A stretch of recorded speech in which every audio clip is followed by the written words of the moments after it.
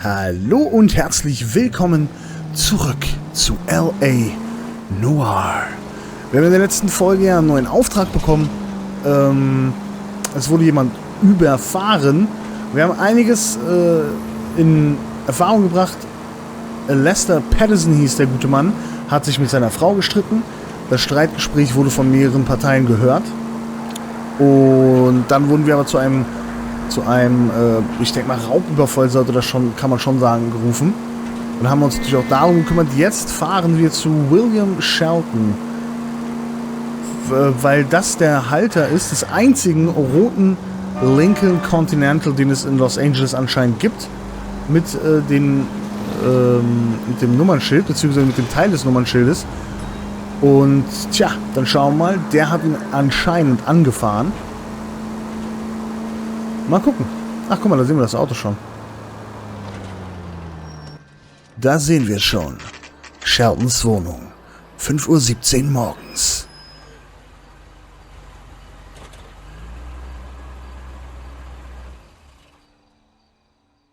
Okay. Sheltons Wohnsitz. 7:43 Uhr. Also wir haben jetzt hier die ganze... Oh. Da will wohl jemand abhauen.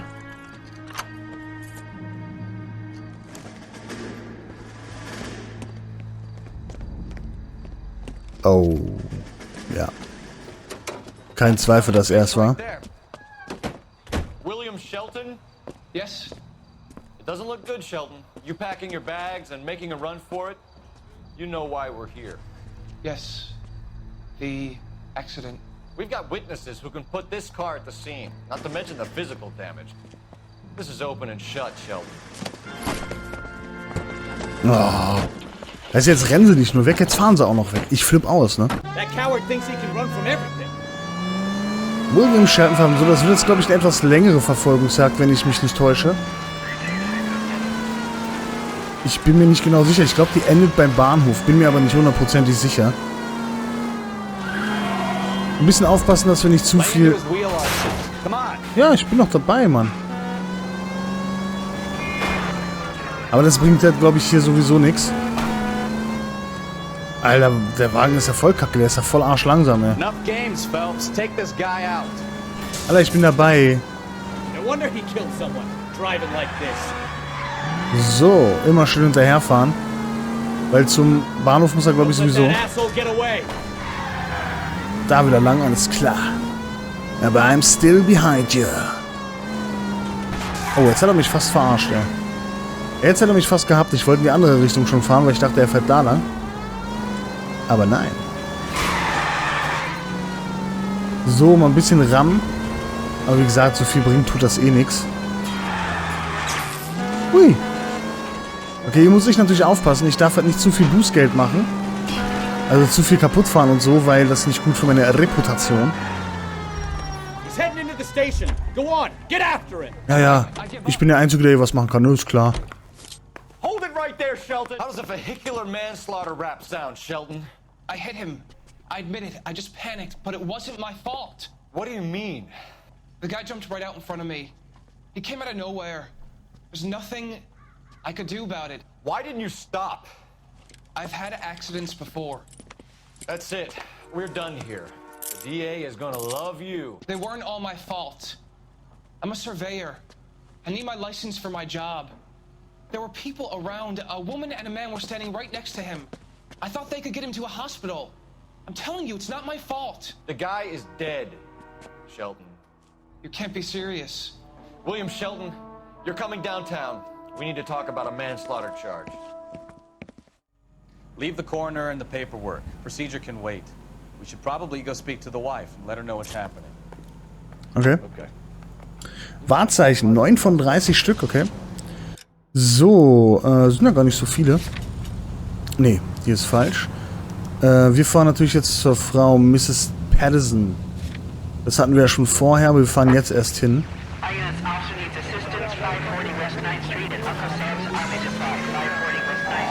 Alright then.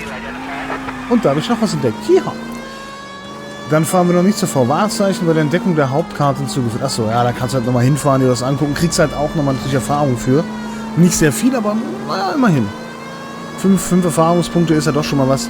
Man braucht ja auch nicht so viel, um wirklich ein Level zu steigen. Deswegen ist das schon in Ordnung. Aber das ist jetzt nichts, wo ich sagen würde, oh, das muss ich jetzt unbedingt machen. Ne? Könnte man zwar, aber naja. Man kann hier, glaube ich, auch Autos sammeln. Es gibt noch mehr Collectibles. Ich weiß nicht genau, was für welche. Um ehrlich zu sein, aber naja. Was soll's, ne? Bin ja eh nicht so der Sammelboy, deswegen. Ich bin eher so wirklich der Story-Spieler bei Spielen. Bei allen Spielen, die eine Story haben, spiele ich die sehr gerne. Finde ich persönlich besser. So, wir müssten hier gleich rechts, denke ich mal. Next right. Next right, okay. Ups, tut mir leid.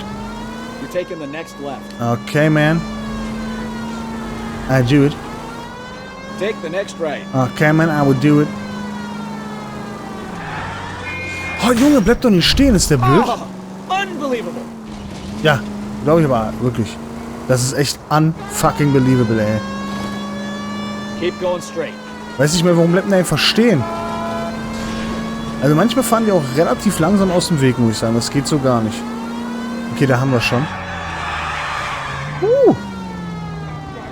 Das macht Spaß.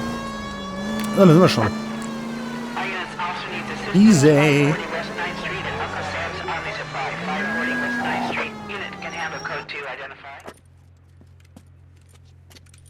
I don't know what you're talking about. We weren't doing nothing. I've seen you little sons of bitches prowling around my store. I'll show you. I'll teach you not to. Sir, drop the weapon. You've been drinking, sir. You don't really want to. 3 times I've been robbed. Ain't nothing gets done about it. Oh, shit. Look out, more of them. Put them down. Take this guy out. Ja, ich bin nur dabei, Mann. Hä? Ja, das war geil, ne? Ich hab's halt drauf, ey. Ich find's halt ganz cool. Man kennt auch einige Gesichter. Und das sind ja, also die wichtig sind, die auch in den Missionen vorkommen, sind ja alles echte Schauspieler. Man hat zum Beispiel am Anfang, ich sag mal, die erste Mission, wo wir auf Streife waren, oder durch die Straßen gelaufen sind, wo der erschossen wurde von dem Schuhladen, haben wir zum Beispiel, oh, wie heißt denn der nochmal? Der Bruder von Charlie Harper, verdammt, wie heißt denn der? Ich weiß jetzt auch, oh, ich weiß nicht. Alter, bist du dumm? You're gonna kill someone.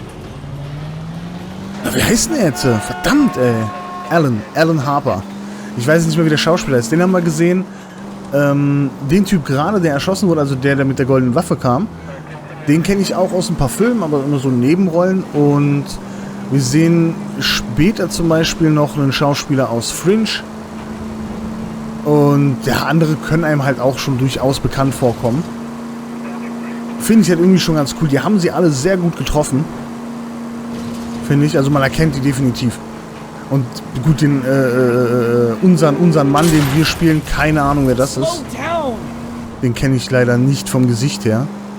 Oder ich kann mich halt einfach nur nicht daran erinnern, kann natürlich auch sein, aber die sehen ihren realen Vorbildern immer schon sehr, sehr, sehr, sehr ähnlich. Muss ich sagen. Finde ich ziemlich cool. Mal kurz gucken, wie weit müssen wir fahren. Oh, ist noch... Ja, wobei, was heißt so ein Stück? Ist das gar nicht mehr. Wir sind ja gleich da. Ja, dann? Ja, dann? Ist ja gut, ne? Dann wollen wir mal hin. Und schauen mal. So, da sind wir gleich. Einmal hier überholen und da können wir uns schon mal hier so hinstellen. Wohnsitz der Pattersons. 9:26 Uhr.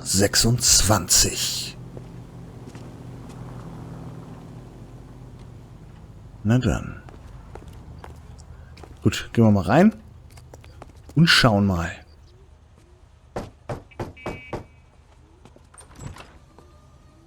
Yes? Hello? Mrs. Patterson. Is this about my husband? We're investigating the incident, ma'am. I see. Come in, won't you? Danke. Können Können wir uns eigentlich umsehen? Nö, ne? Glaub nicht. Can you tell me what happened? What's to tell? He got hit by a car and now he's dead. You don't appear to be too upset about the fact. Lester and I met on a furlough in 44. We got married that weekend. People don't understand it now, but that happened a lot back then. I see. So you probably did well to stick it out this long. What's that supposed to mean, mister? I think it's about time you left. I have someone here, I and beg your pardon? You're gonna have to run that one by us again, sister. It's okay, Lorna. I'm Leroy Sabo. Well, well. Nice to see you're comforting the grieving widow, Mr. Sabo. All right, wise guy. Do you have any intelligent questions you would like me to answer? You can confirm Mrs. Patterson's story. Lester lost at cards. He was kind of hard to control when he lost his temper. He turned without looking and walked right out in front of the car. It wasn't good. What's your relationship with Mrs. Patterson, Mr. Sabo? We're friends. Good friends. You expect me to believe that? Look, I was filing for divorce. Mental cruelty. Lester could be a mean son of a bitch. And Lester knew about that? No, I hadn't told him. Well, hasn't this worked out well for the two of you? I feel almost bad for busting in on this little rendezvous. Ja, ich würde sagen, Motive haben wir, ne? How did the car come to hit Lester? He walked straight into the path of an oncoming car. Doch. Ja, ich glaube, du weißt mehr. Allein deine Augenbewegung verrät es mir. Ist auch interessant, man kann sagen, wo war das? Ich glaube, wenn man nach links guckt, dann soll man angeblich lügen und nach rechts, dann stellst du dir irgendwas vor, beziehungsweise dann sagst du die Wahrheit, weil du dich erinnerst. Ob das so stimmt, weiß ich nicht. Wenn du darauf achtest, dann ist es egal. You expect me to believe that, Lorna. It's all very convenient. Gambling for Lester was like the needle for a hophead. He was yelling at me. He was yelling at the whole world. I kind of felt sorry for the driver. Poor guy had no chance. Ach ja, Mensch, der arme Fahrer. You were arguing in the bar and on the sidewalk? We were always arguing. So what? Ach so, weil es ja so normal ist, ne? Admit it, you were baiting him, pushing his buttons. We can easily get the full story from the regulars in the bar. All right. Lester was playing cards out back. He lost, of course, and wanted back in. He suggested I earn the money on my back to get a mistake. That was the proposition he was putting to his so-called buddies. So maybe I was a little angrier than usual. Let's just say I took exception to his idea. Okay. Ja gut, das kann ich irgendwo verstehen. The bartender said that you and Leroy were planning to go into business together. Can you explain how you'll get the money to do that? I have a little money saved away. Gut, jetzt, okay. Sie sagt definitiv nicht die Wahrheit. Und jetzt können wir natürlich sagen, eine Lüge, weil wir haben ja das Versicherungsschreiben, dass er beim Tod ordentlich Geld, dass da Geld ausgezahlt wird. You're being economical with the truth, Lorna. You want to back that up, little man? Könnte ich vielleicht tun, ja. Damit? Wie sieht's aus? Das Coole ist, warte mal, das guckt die halt so weg. Wenn ich jetzt irgendwas anderes nehme, müsste sie eigentlich anders gucken. Oder? You think I got nothing better to do? Nein, Beat it. ich glaube nicht. You think I got nothing better to do? Beat it. Beat it. Du bist nicht Michael Jackson, Madame, ja? You increased the premium on Lester's life insurance. GI insurance policies have a $10,000 payout. It was Leroy's idea. Lester lived on the edge. He was always getting into fights, crap games, pinochle, you name it. Turns out it was good advice. It speaks to motive and premeditation, Lorna. You're forgetting the hit-and-run detective. You and Mr. Sabo have an interesting day. I'm sure we will, officer. Now, if you could both just leave. We're leaving, ma'am. Sorry for your loss. I can see what a tough time you're having with all this. Ja, ist am Boden zerstört. Gut, wir gehen. Sie hat halt leider nicht gestanden. Ich glaube schon, die hat damit was zu tun, ehrlich gesagt. Weil es spricht sehr viel dafür, dass da irgendwas nicht genau ist. Und jetzt muss ich natürlich sagen, wir hatten da ein Messer. liegen. Und ich sollte nochmal aussteigen. Und offensichtlich wollte sie das Geld haben. Ja. Offensichtlich. Und vielleicht wurde das... Möglicherweise wurde der natürlich überfahren, aber das geschah nur, um vielleicht eine eigentliche Tat zu überdecken. Vielleicht mit dem blutigen Messer. Wurde er vielleicht erstochen? Gucken, ob wir da noch was rausfinden können. Phelps, 1247. How can I help, Detective? Seems like a decent guy. Messages for me, please. Just one detective from the coroner. Message reads, Phelps, see me at Central Morgue immediately. Results of the Patterson autopsy. Thank you. Sehr gut, okay. Ich hätte Detektiv werden sollen, ganz ehrlich, ne? Ich finde sowas immer interessant, wenn du halt diese so Indizien hast, ne? Oder halt, ja, Indizien kannst du ja schon sagen, die Beweise findest und das so ein Puzzle zusammensetzt, finde ich halt schon irgendwo interessant. Wir fahren jetzt erstmal hier hin. Lassen uns da jetzt auch nicht von oder vielleicht lassen wir uns doch von irgendwas ablenken, weiß ich noch nicht. Schauen wir mal. Wir müssen jetzt erstmal zurück. Go right just now. Nö. Weil wir kriegen bestimmt irgendwie einen Notruf. Wir kriegen mit Sicherheit irgendwann einen Notruf. Okay, man. Ich bin Polizei, ich muss mich nicht an eure Regeln halten, ja? Ich darf das, Kinder, ich darf das. Kann einfach die Sirene anmachen und dann ist gut. Immer wenn ich an einem vorbeifahre. Okay, man, okay. Straight through. Alles klar.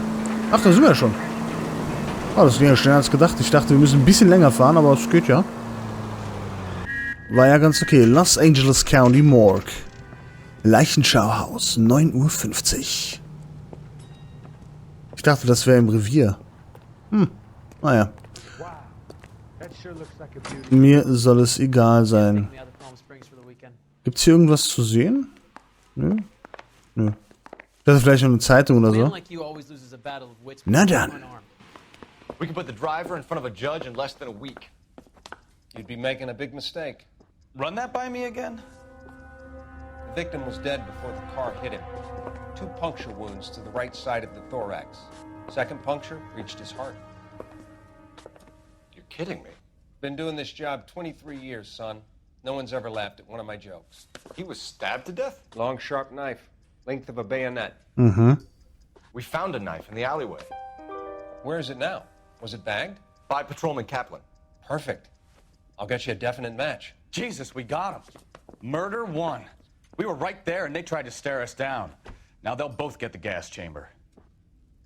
We have the knife, we have the coroner's report, and I bet we could roll Sabo as a witness. Let's bring her in. Der Erfolg ist gerade geil. Messerscharf kombiniert. Ich weiß nicht genau warum. Muss ich mal nachher gucken. Aber ich hatte ja im Grunde recht. Gut, ich weiß nicht, ob sie das war. Vielleicht war es auch der Typ, keine Ahnung. Aber es hat auf jeden Fall, wurde er nicht überfahren, sondern erschossen, wollte ich gerade sagen. Sondern erstochen natürlich. Halt die Schnauze. Ich fahre da jetzt aber auch direkt hin, weil ich will die dann natürlich mal direkt verhaften. Die Alte. Und deswegen fahren wir jetzt direkt ohne Umwege dahin. Wenn jetzt ein Notruf kommt, ignoriere ich den einfach mal ganz dreist. Weil wir müssen Mrs. Patterson natürlich jetzt dingfest machen. Oder halt auch Mrs. Sabo und Mr. Sabo. Gut, Mrs. Sabo kann auch sein. Vielleicht hat er sich auch nur geschminkt. Mr. Sabo natürlich. Vielleicht war der es auch. Oder wir nehmen einfach beide fest, weil es ist ja auch egal. Mein Gott. Was soll's, ne? Einfach beide und dann passt das auch. Ich habe irgendwie das Gefühl, dass der Sound, also die Dialoge wieder leiser sind. Ich weiß auch nicht. Macht die mal ein bisschen lauter irgendwie, keine Ahnung, so, ja. Was weiß ich, so ist okay, denke ich mal. Hoffe ich. Weil manchmal sind die echt arg leise, ne? Ich hasse sowas, dass das nicht, weiß nicht, dass sie das nicht so gut auf einen Sound gebracht haben, sage ich mal, ne? Dass das so unterschiedlich immer ist. Ich hasse sowas. Ups. Ja, was ist los mit dir? Er ist einen Unfall gebaut. Mein Wagen steht hier. Echt mal, ey. Mann, Mann, Mann, Mann, Mann. Verrückte Typen hier, du. Spoken to the coroner, Mrs. Patterson. He confirmed your husband's cause of death. We'd like you to come downtown and answer some questions. It wasn't me. It was Leroy's idea. Leroy stabbed him. I had nothing to do with it. Where is Leroy now? He's in the bedroom. You're very good, Lorna. Put the gun down, Leroy. If you do something stupid now, you don't stand a chance in front of the grand Nice of you jury. to give me up, sweetheart. All that whispering in my ear, telling me how we had to get rid of him, how good it could be, all the money we could claim, all that planning, how to get him into the street, how to make it look like an accident. For God's sake, you had Leroy, all shut the up. bases covered, baby. I had nothing to do you with it. think I'm gonna fry for you, He's a Lorna? crazy man. Shoot him. Shoot him, for God's sake. It's too late, Sabo. Okay, hinterher.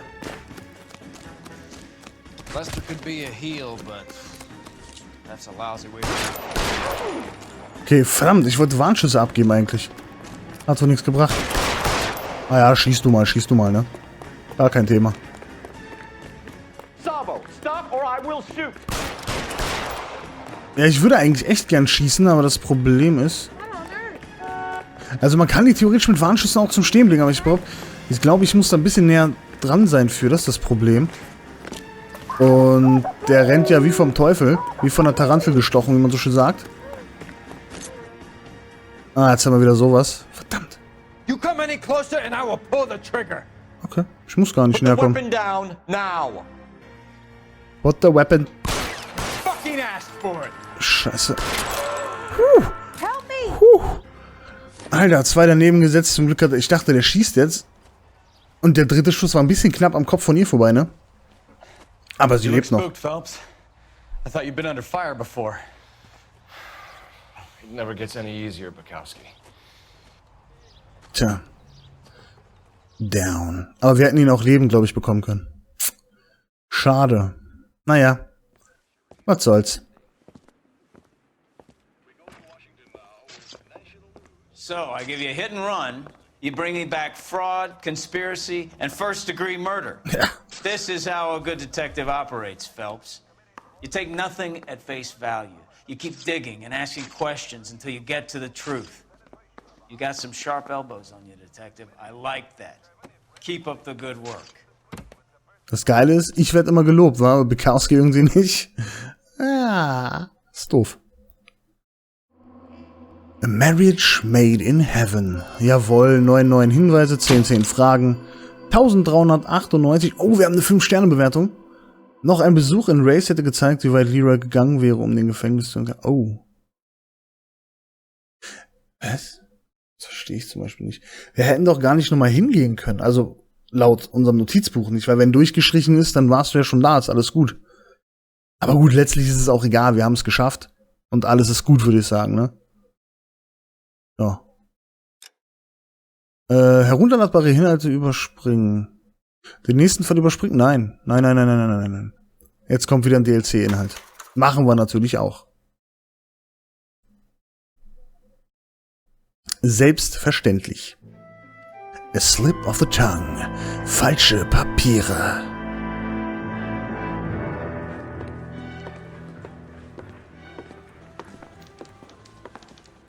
Phelps, Bukowski. B-Cop says he located a green Kaiser Fraser from the hot sheet.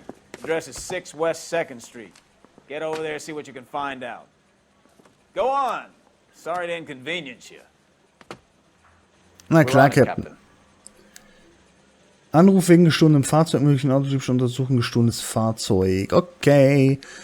Aber das würde ich sagen, machen wir erst in der nächsten Folge. Deswegen bedanke ich. I swear, the more bent cars we bring in, the longer the hot sheet gets. It pays the rent, though. Keeps Mrs. Phelps in the manner to which she's accustomed. I'm not sure she'd agree with you. Passionate, romantic type like you, Cole? I don't believe a word of it. So, jetzt aber bedanke ich mich bei euch und würde sagen, bis zur nächsten Folge. Haut rein!